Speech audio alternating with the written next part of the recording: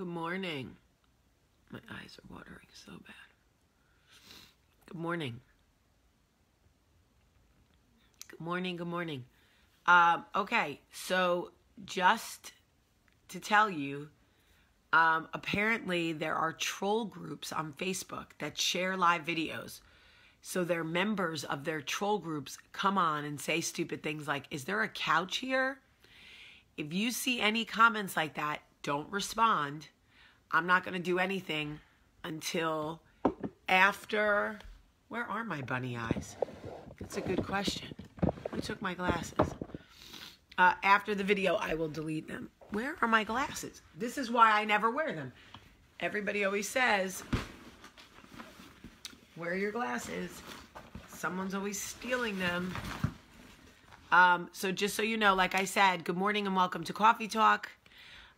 There are troll groups on Facebook who troll live videos. So just so you know, if they come, ignore them and I will delete them later. I have to go do my radio show this morning. I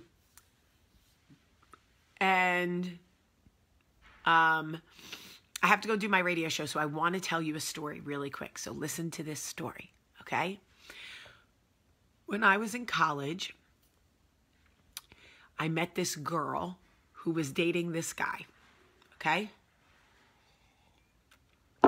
And he drove her car, and he lived in her house, and he ate her food, and he played what's it called? Sega or whatever. And he had his boys over and he did whatever he wanted. And she cooked and cleaned and right? But she loved him.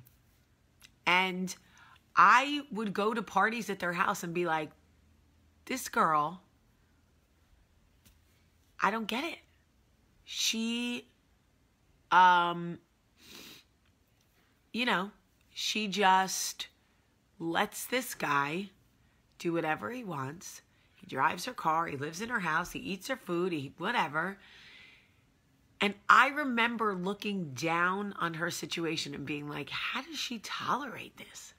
Honestly, how does she tolerate this? Fast forward. I get to know him. Tom, I'm going to have to ask you to stop. That's your only warning, Tom.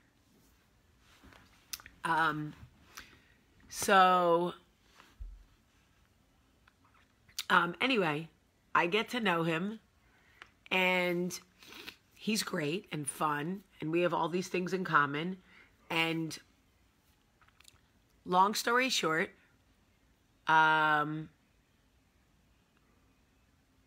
he and I end up falling for each other, right? I'm 19 years old.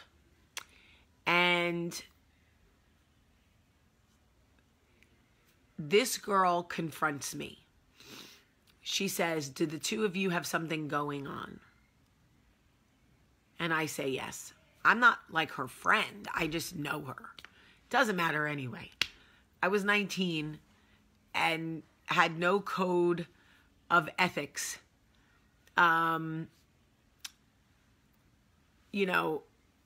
I didn't have God. I didn't have, my dad just died. I hated everyone. So whether I hurt this girl or not didn't matter to me. Told you I was a shitty person for a long time. So anyway, she asked me if me and this guy have something going on. And I say, yes, it wasn't sexual, but it was something. We really liked each other. Anyway, so long story short, it all comes to a head, right?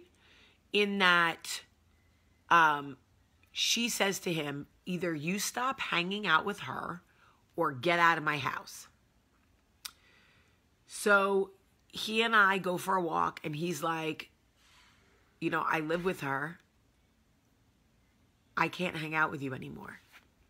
And I was like, in my mind, like she was going to win.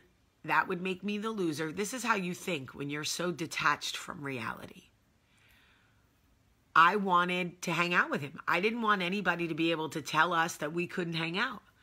So I said to him, do you have to say something? Do you have to stay with her? And he was like, where else would I go? I was like, come stay with me.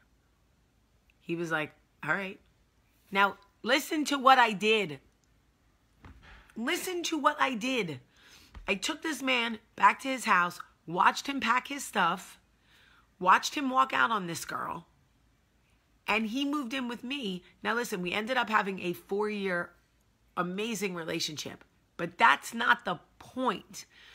The point is, I looked down on this girl because she had this dude in her house, driving her car, living in her house, eating her food, bringing all his friends in her house, all of it. And in the blink of an eye, I was living the same situation. He moved into my house. He was driving my car. He was living in my house. No, Joyelle, she was just a girl on the campus. Driving my car, living in my house, eating my food. All his boys would come hang out in my house. They were playing video games. And at first, you feel special. Like, oh shit, he left her to come be with me, blah, blah, blah. And then you realize he left her to come be with you, but really he left that to come do the same shit with you. That's it. Now, again, he and I ended up having a 4-year real relationship that mattered and impacted my life. And I loved him. I was actually younger than 19. What am I talking about? Because I changed schools at 19 and he and I were already together. So I met him when I was, I went to college at 17. I didn't turn 18 until October. So I was 17 years old when I met him. I was 18. No, maybe, I can't remember. That's not the point. The point is I was mad young, but you think you're winning something. I won't discredit our relationship because I loved him and I still always will have love for him. But my point is, it is so easy to look at somebody else's situation and look down on it. Like, girl, what are you doing? I can't believe you, blah, blah, blah. And then do the same exact thing. So you need to be careful about the way you look at other women and their situations. It wasn't a bad thing that he and I got together. Jimmy ended up being one of the most impactful relationships of my life. He taught me every single thing I need to know about culture and acceptance, everything. He was an alpha. He was one of the greatest loves of my life. He was probably my first real love. But that's not the point of this. The point of this is that I looked down on that girl for how she was letting him kind of use her in a lot of ways. And I allowed him to come in and do the same exact, not the Joyelle first. I allowed the situation to come in and do the same exact thing with me. Again, we ended up having a real relationship. He never had a real relationship with her, but that's not the point. The point is that I looked at her situation, looked down on her, and then somehow thought the same exact situation for me was cool. It's so easy until you walk in someone else's shoes to judge. All right, homeboy got to go. I tried, y'all. I tried. So I share this with you to say that when you see a woman in a situation, any situation, single mom, whatever, like at a job too long, at a whatever, blah, blah, blah. I say this to say, you never know when it can be you. You never know when you will make decisions that you will find yourself in the exact same situation, whether you realize it or you don't. Because I asked for it.